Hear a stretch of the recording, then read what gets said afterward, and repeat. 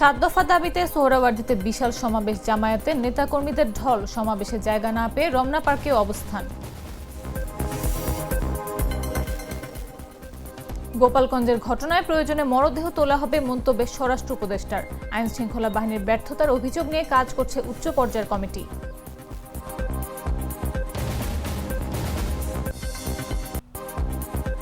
নির্বাচন নিয়ে কোনো ধরনের অনিশ্চয়তা নেই, জানালেন প্রেস সচিব। নির্দিষ্ট সময়ের মধ্যে নির্বাচনের প্রত্যাশা।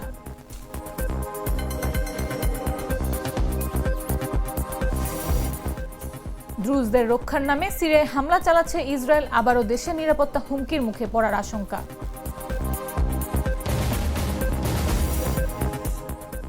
এবং জিএসএল গায়ানার বিরুদ্ধে ফাইনালে রংপুরের হার, ফুটবল নিয়ে প্রত্যাশা ব্যক্ত বাফুফে সহসভাপতির।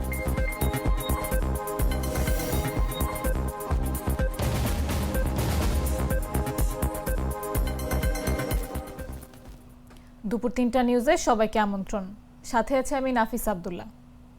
মশলা বদলে ফেলেছি, এবার আপনিও বদলে ফেলুন। একবার প্রাণ গুঁড়া মশলা ব্যবহার করেই দেখুন। 7 দফা দাবিতে সোহরাওয়ার্দী উদ্যানে জাতীয় সমাবেশ করছে জামায়াত। সকাল থেকে মিছিল নিয়ে নেতাকর্মীরা যোগ দিচ্ছেন, উৎসবমুখর পরিবেশে চলছে জমায়েত। সিফাত আল ফাহিমের রিপোর্ট।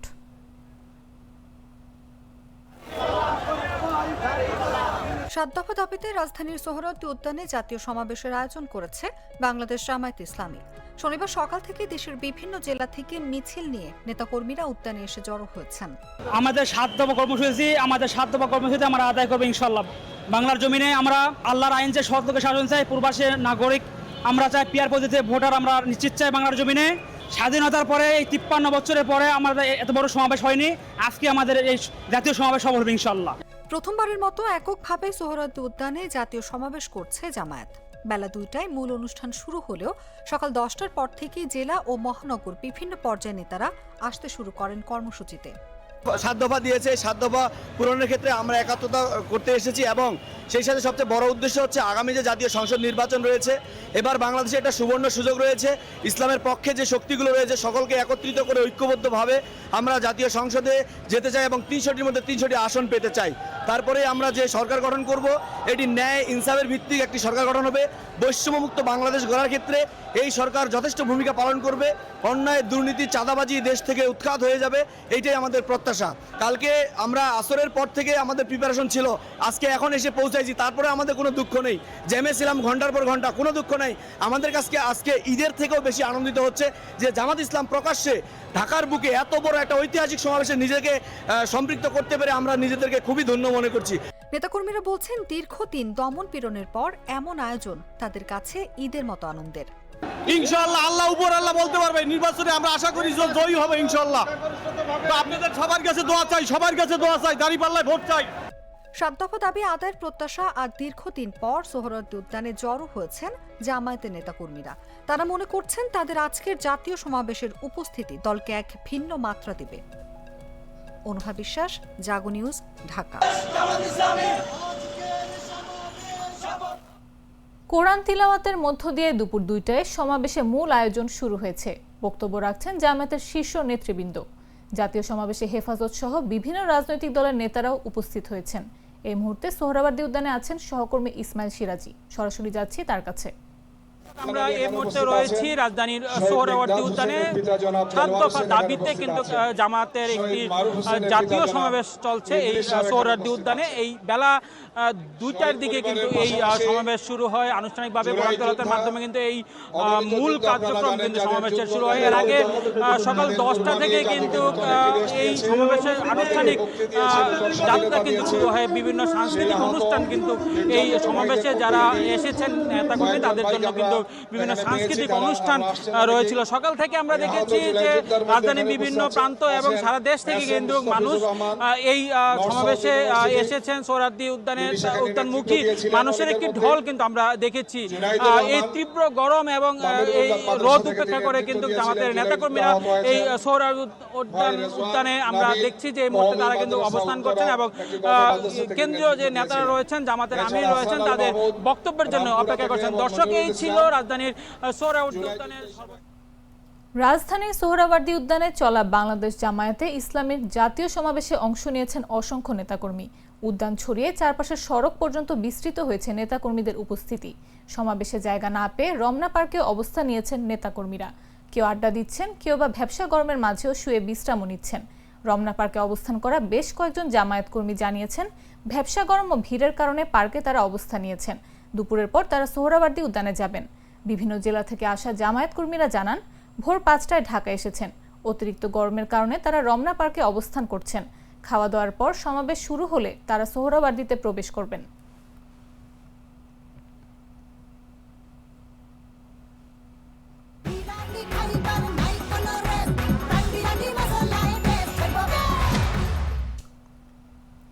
বাংলাদেশ জামাতে ইসলামের জাতীয় মহাসমাবেশে যোগ দিতে দেশের বিভিন্ন প্রান্ত থেকে ট্রেন যোগে ঢাকা এসেছেন নেতাকর্মীরা।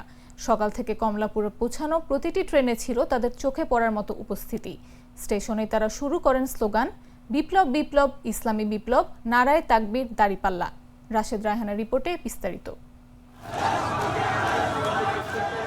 বাংলাদেশ জামাতে ইসলামীর ডাকে জাতীয় মহাসমাবেশে যোগ দিতে দেশের বিভিন্ন প্রান্ত থেকে ট্রেন ভর্তি করে নেতাকর্মীরা ঢাকায় প্রবেশ করছেন। সকাল থেকে যতগুলো ট্রেন কমলাপুরে এসে পৌঁছেছে, প্রতিটিতেই নেতাকর্মীদের উপস্থিতি ছিল চোখে পড়ার মতো। এত বিশাল লোকজন হবে, আমরা ধারণার বাইরেও লোকজন আশা করতেছি আর কি। আমরা এখন মাঠে ঢুকতে পারবো কিনা এটাই আমাদের সন্দেহ। আপনারা কোন জায়গা থেকে এসেছেন? আমরা ভৈরব থেকে আসছি। ভৈরব থেকে ট্রেনে এসেছেন। খরচ কি দলের পক্ষ থেকে বহন করেছে? সবাই যার যার ব্যক্তিগতভাবে এই টিকিট বহন করছে। সমাজের প্রত্যাশা হলো আমাদের যে সাধ্যপা দাবি, সেই সাধ্যপা দাবি আদায়ের জন্য আমরা আসছি। আমরা আশা করতেছি সেই দাবি আমরা আদায় করতে পারবো ইনশাল্লাহ। 7 দফা দাবি আসলে আগামী জামাত ইসলামের রাজনীতিতে জনগণের জন্য আসলে কি বই আনবে মনে করেন? আগামী দিনের রাজনীতি জনগণের জন্য এটাই বয়ে আনবে, যদি জামাত ইসলাম ক্ষমতা আসতে পারে একটা ইনসাফভিত্তিক সমাজ কায়েম করার লক্ষ্যে আমরা রাজনীতি করি, ওই লক্ষ্যে আমরা আগাচ্ছি আর কি। ট্রেন থেকে নেমেই নেতাকর্মীরা স্লোগান দিতে থাকেন। এ সময় নেতাকর্মীরা বিপ্লব বিপ্লব, ইসলামী বিপ্লব, নারায়ে তাকবীর, দাড়িপাল্লা দাড়িপাল্লা ইত্যাদি স্লোগান দিতে থাকেন। সমাবেশে যোগ দিতে ঢাকায় আসতে পেরে উচ্ছ্বসিত নেতাকর্মীরা। তারা বলেন, বিগত সরকারের দমন পীড়নের কারণে জামায়াত দীর্ঘদিন এমন সমাবেশ আয়োজন করতে পারেনি।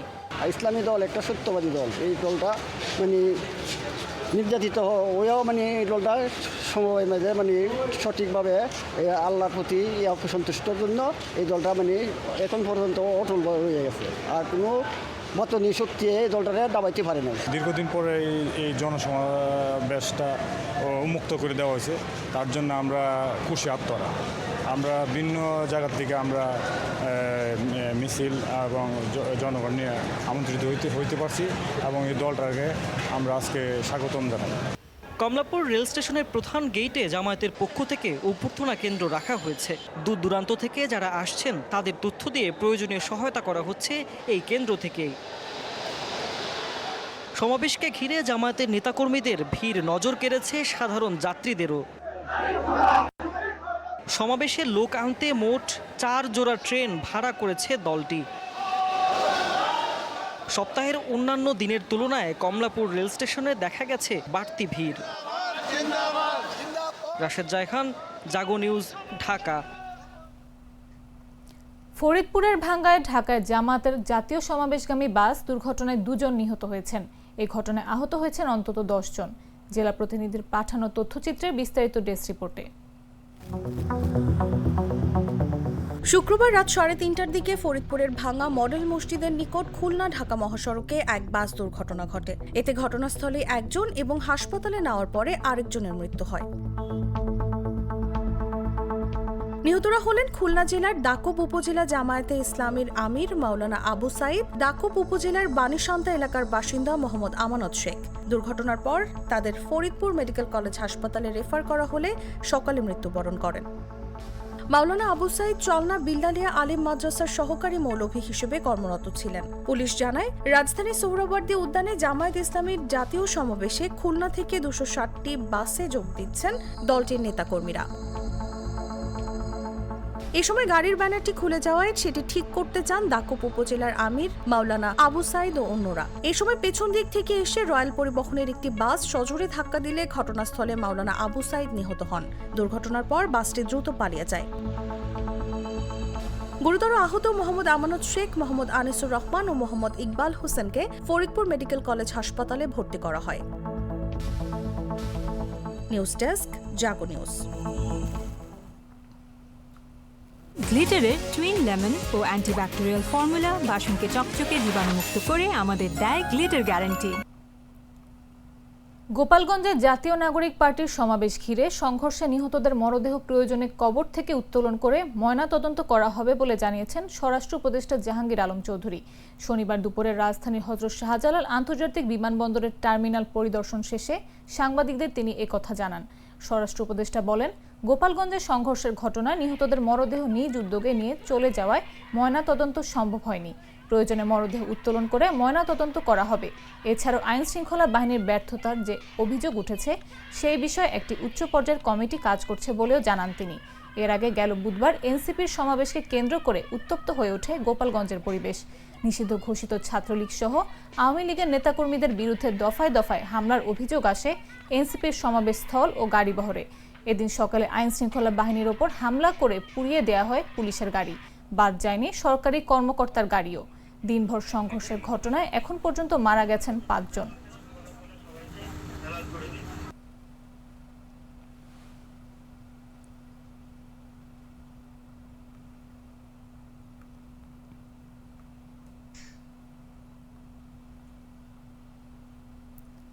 নির্বাচন নিয়ে কোনো ধরনের অনিশ্চয়তা নেই বলে জানিয়েছেন প্রধান উপদেষ্টা প্রেস সচিব শফিকুল আলম। বলেন, নির্বাচনের পরিবেশ নিয়ে কোনো রাজনৈতিক দল অথবা কোনো প্রতিদ্বন্দ্বীর কোনো ধরনের আপত্তি থাকবে না। এমন পরিবেশ করে নির্দিষ্ট সময়ের মধ্যে নির্বাচন অনুষ্ঠিত হবে। শনিবার কুমিল্লা বোর্ডের ময়নামতি অডিটোরিয়ামে কুমিল্লা বিশ্ববিদ্যালয়ের আন্তর্জাতিক ইভেন্ট ল অনুষ্ঠানে অংশগ্রহণ শেষে সাংবাদিকদের সাথে মতবিনিময়কালে একথা জানান তিনি। পিআর পদ্ধতিতে নিয়ে তিনি বলেন, রাজনৈতিক দলগুলোর মত প্রকাশ করেছে, এতে করে খুব দ্রুত সময়ের মধ্যে অনেক বিষয় ঐক্যমতে পৌঁছানো সম্ভব হয়েছে। এই আলোচনার পর জুলাই সব সাইন করা হবে, তারপরে নির্বাচনের প্রস্তুতি শুরু হবে।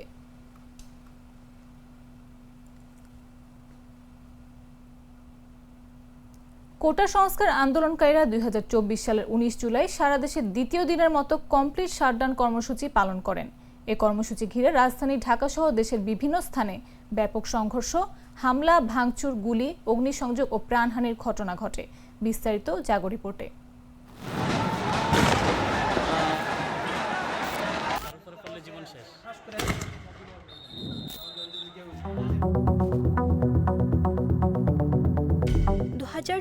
সালের 19 জুলাই দিনটি ছিল শুক্রবার। কোটা সংস্কার আন্দোলনের দ্বিতীয় দিনের কমপ্লিট শাটডাউন কর্মসূচি ঘিরে গোটা বাংলাদেশে ছড়িয়ে পড়ে ভয়াবহ সহিংসতা, সংঘর্ষ ও রক্তপাত।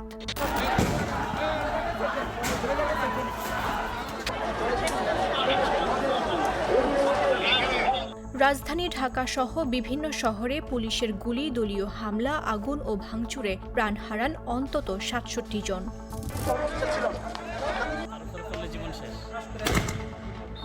নিউ এজ পত্রিকার তথ্য অনুযায়ী ঢাকাতেই নিহত হন 62 জন। ঢাকার বাইরেও অন্তত 5টি জেলায় সংঘর্ষে প্রাণ হারিয়েছেন আরও কয়েকজন। সমকালের তথ্য বলছে, রাজধানীর বাইরে রংপুরে 5 জন সহ আরও 12 জন নিহত হয়েছেন। শত শত আহত মানুষ ভিড় করেন বিভিন্ন হাসপাতালে। চিকিৎসা দিতে হিমশিম খায় চিকিৎসকরা। সকাল থেকেই ঢাকার রামপুরা, যাত্রাবাড়ি, ধানমন্ডি, উত্তরা, মোহাম্মদপুর, বাড্ডা ও মহাখালীতে আন্দোলনকারীদের সঙ্গে পুলিশ ও আওয়ামী লীগ পন্থীদের ব্যাপক সংঘর্ষ হয়। গুলি চালানো হয় সরাসরি। আগুন দেওয়া হয় বিআরটিএ, স্বাস্থ্য অধিদপ্তর ও বিভিন্ন সরকারি কার্যালয়ে। রামপুরা থানা ও একাধিক পুলিশ বক্সও হামলার শিকার হয়। ঢাকার বাইরে চট্টগ্রাম, খুলনা, রাজশাহী, বরিশাল, সিলেট, মানিকগঞ্জ, ময়মনসিংহ, গাজীপুর, নরসিংদী ও রংপুরেও ঘটে সহিংসতা। নরসিংদীতে জেলা কারাগারে হামলা চালিয়ে ছিনিয়ে নেওয়া হয় একাধিক আসামি। জিম্মি করা হয় কারারক্ষীদেরও। শুক্রবার রাত 12টা থেকে দেশে কারফিউ জারি করে সেনা মোতায়েনের সিদ্ধান্ত নেয় সরকার। এর আগেই প্রধানমন্ত্রীর সঙ্গে বৈঠকে বসেন স্বরাষ্ট্রমন্ত্রী, আইজিপি ও সামরিক বাহিনীর শীর্ষ কর্মকর্তারা। রাতেই বৈষম্য বিরোধী ছাত্র আন্দোলনের নেতা নাহিদ ইসলামকে আটক করা হয়। এই দিনটি বাংলাদেশের সাম্প্রতিক ইতিহাসে অন্যতম রক্তাক্ত ও বিভীষিকাময় অধ্যায় হয়ে থাকবে। এখন প্রশ্ন হলো, এই মৃত্যুর দায় কে নেবে? নিউজ ডেস্ক, জাগো নিউজ।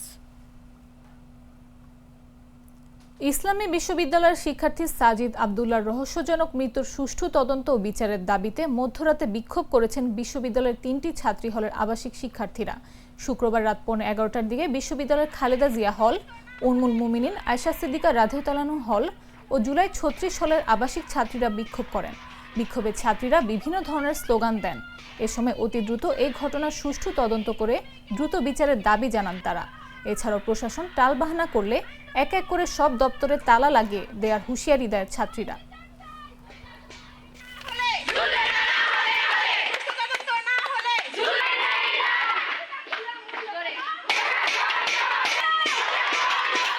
নিজের চোখে দেখেছি, তিনি আমাদের ভাই ছিলেন। ভাইয়ের জীবন এইভাবে চলে গেছে, আমাদের প্রশাসন কেন চুপ করে আছে? প্রশাসনের কাছে ফোন দেওয়ার প্রায় 1.5 ঘন্টা পর ওনারা এসে হাজির হয়েছে, অথচ দূরত্বটা এত বেশি ছিল। ভাইয়ের লাশ পাওয়া গেছে যে পুকুরে, সেই পুকুর থেকে আমাদের পুলিশ স্টেশনের দূরত্ব মাত্র 5 মিনিটের ছিল। সেখানে তারা এসেছে কত পরে। ভাইয়ের লাশ পাওয়ার পরেও যখন আমরা দাবি করেছি উপযুক্ত তদন্তের, প্রশাসন চুপ ছিল। তারা বলছে আমরা যেন অতি আবেগী না হই। আমাদের জীবন কোথায় আছে? আমাদের জীবনের কোনো নিরাপত্তা নেই। দুধার চকলেটে একাকার হয়ে ওঠা প্রাণ লেয়ার সম্পর্কের মিষ্টি ম্যাজিক। জানাবো আন্তর্জাতিক সংবাদ।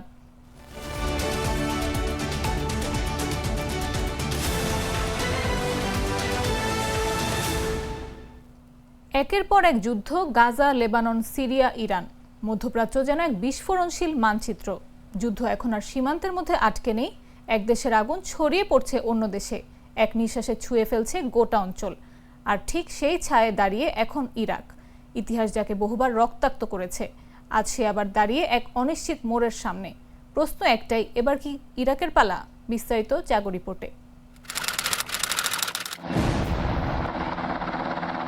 মধ্যপ্রাচ্য যেন এক দগদগে আগ্নেয়গিরি। ইসরায়েল যেন তার ভেতরের আগুন, যে আগুন থামছে না, বরং ছড়িয়ে পড়ছে একের পর এক দেশে। গাজা থেকে লেবানন, সিরিয়া থেকে ইরান, প্রতিটি যুদ্ধের ছায়ায় এখন দাঁড়িয়ে রয়েছে আরেকটি দেশ, ইরাক। এবার কি সত্যি ইরাকের মাটিতেও ঝরবে আগুন?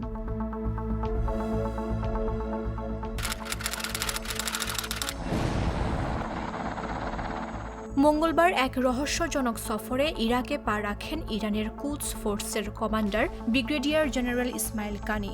কেবল কয়েক ঘন্টার ভেতর তিনি সাক্ষাৎ করেন শীর্ষ রাজনৈতিক নেতা, নিরাপত্তা কর্মকর্তা ও প্রভাবশালী মিলিশিয়া কমান্ডারদের সঙ্গে। আর তখনই আসে হুঁশিয়ারি, ইসরায়েল যে কোনো সময় ইরাকে হামলা চালাতে পারে।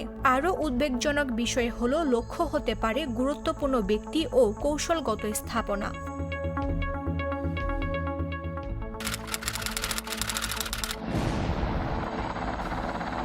ইরাকের প্রধানমন্ত্রী মোহাম্মদ শিয়া আল সুদানি সম্প্রতি সরাসরি অভিযোগ করেন, ইরান আক্রমণে ইরাকের আকাশসীমা ব্যবহার করেছে ইসরায়েল, তাও তাদের অজান্তে। এই অভিযোগ শুধু দেশ জুড়ে নয়, আন্তর্জাতিক অঙ্গনেও ছড়িয়েছে। বাগদাদ দিয়েছে জাতিসংঘে লিখিত অভিযোগ, আর তাতেই যেন আরও চড়া হয়েছে আগুন।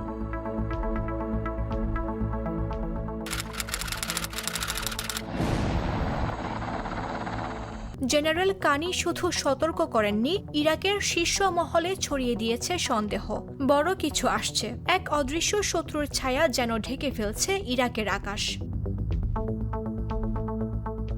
প্রশ্ন এখন একটাই, এই যুদ্ধ কি ঠেকানো যাবে, নাকি ইতিহাসের আরেক ভয়াবহ অধ্যায় অপেক্ষায় করে আছে? নিউজ ডেস্ক, জাগো নিউজ। সিরিয়ায় সাম্প্রদায়িক সহিংসতার এক নতুন ও মারাত্মক ঢেউ দেশটিকে নাড়িয়ে দিয়েছে। একই সঙ্গে পুরো দেশের উপর নিয়ন্ত্রণ প্রতিষ্ঠা করতে চাওয়া সিরিয়ার সরকারের জন্য সমস্যা আরও বাড়িয়ে দিয়েছে। সাম্প্রতিক এই সংঘাত শুরু হয় গেল 13 জুলাই, যখন দ্রুজ সংখ্যালঘু গোষ্ঠীর একজন ব্যবসায়ীকে অপহরণের খবর সামনে আসে। এই খবর প্রকাশিত হতেই দক্ষিণ সিরিয়ায় দ্রুজ মিলিশিয়া ও সুন্নি বেদুইন যোদ্ধারা মুখোমুখি হয়ে পড়ে। 2 দিন পরে অর্থাৎ 15 জুলাই ইসরায়েল এই বিষয়ে সামরিক হস্তক্ষেপ করে এবং দাবি করে যে তাদের সেনাবাহিনী দ্রুজ জনগোষ্ঠীকে রক্ষা করছে। যুক্তরাজ্য ভিত্তিক মানবাধিকার সংস্থা সিরিয়ান অবজারভেটরি ফর হিউম্যান রাইটসের মতে, রোববার থেকে সিরিয়ার সুইদা প্রদেশে এখন পর্যন্ত অন্তত 350 জন নিহত হওয়ার খবর পাওয়া গেছে। জানা যায়, দ্রুজ সংখ্যাগরিষ্ঠ সুইদা প্রদেশে 2025 সালের এপ্রিল ও মে মাসে ড্রুজ যোদ্ধা ও সিরিয়ার নতুন নিরাপত্তা বাহিনীর মধ্যে সংঘর্ষ হয়। এতে বহু মানুষ হতাহত হন।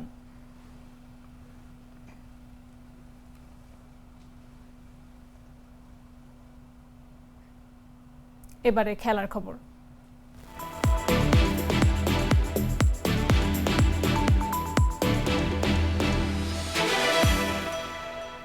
গ্লোবাল সুপার লিগে এবারও শিরোপা জিততে পারল না বাংলাদেশের ফ্র্যাঞ্চাইজি রংপুর রাইডার্স। টানা দ্বিতীয়বারের মতো ফাইনালে উঠলেও এবার স্থানীয় ক্লাব গায়ানা অ্যামাজন ওয়ারিয়র্সের কাছে হেরে শিরোপা ধরে রাখতে পারল না নুরুল হাসান সোহানের দল। 32 রানে হারে রংপুর রাইডার্স। গায়ানার প্রভিডেন্স স্টেডিয়ামে টস জিতে ব্যাট করতে নেমে 4 উইকেট হারিয়ে 196 রান করেছে স্বাগতিক ফ্র্যাঞ্চাইজি গায়ানা অ্যামাজন ওয়ারিয়র্স। জবাব দিতে নেমে 19.5 ওভারে 164 রানে অল আউট হয় রংপুর রাইডার্স। এর আগে টস জিতে ব্যাট করতে নামা গায়ানা অ্যামাজন ওয়ারিয়র্স 4 উইকেট হারিয়ে সংগ্রহ করে 196 রান। ওপেনার জনসন চার্লস করেন 67 রান। 38 বলে 66 রান করেন রহমানুল্লাহ গুরবাজ। শেরফানে রাদারফোর্ড 19 ও রোমারিও শেফার্ড 28 রানে অপরাজিত থাকেন। খালেদ আহমেদ, তাবরিজ শামসি ও ইফতিখার আহমেদ নেন একটি করে উইকেট।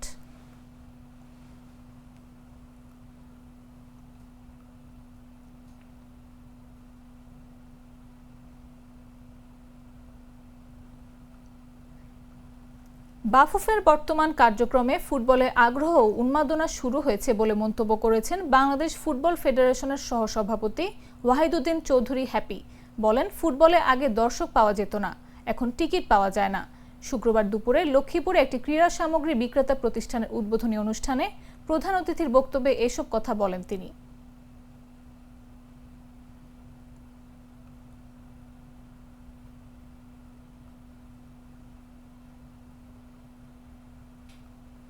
এই কাজগুলো পরিচালিত হচ্ছে, তার মাধ্যমে অলরেডি বাংলাদেশে ফুটবলে ক্রেজ শুরু হয়েছে। নিশ্চয়ই আপনারা দেখেছেন, আগে স্টেডিয়ামে খেলা দেখতে দর্শক পাওয়া যেত না, আর এখন দর্শক আছে, টিকিট পাওয়া যাচ্ছে না।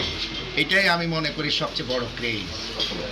এছাড়া বাংলাদেশ ফুটবল ফেডারেশন সারা বাংলাদেশে কতগুলো খেলার আয়োজন করছে।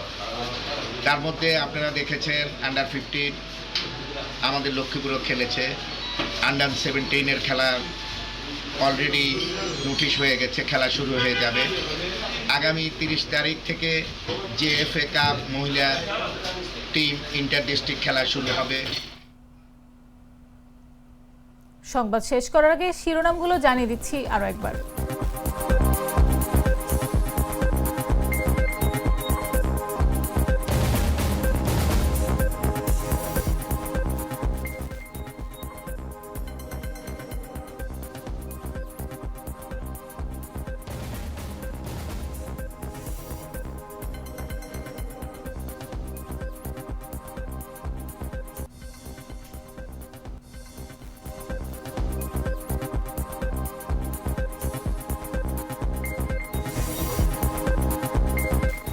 সাত দফা দাবিতে সোহরাওয়ার্দীতে বিশাল সমাবেশ জামায়াতের নেতাকর্মীদের ঢল। সমাবেশের জায়গা না পেয়ে রমনা পার্কে অবস্থান।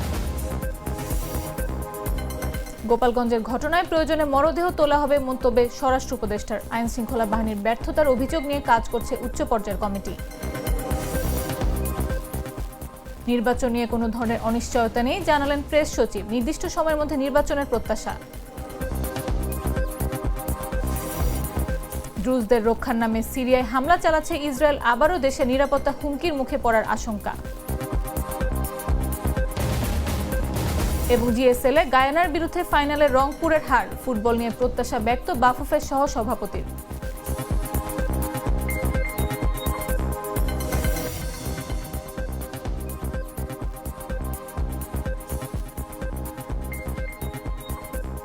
দর্শক, এই ছিল এখনকার মতো। এতক্ষণ সাথে থাকার জন্য ধন্যবাদ সবাইকে।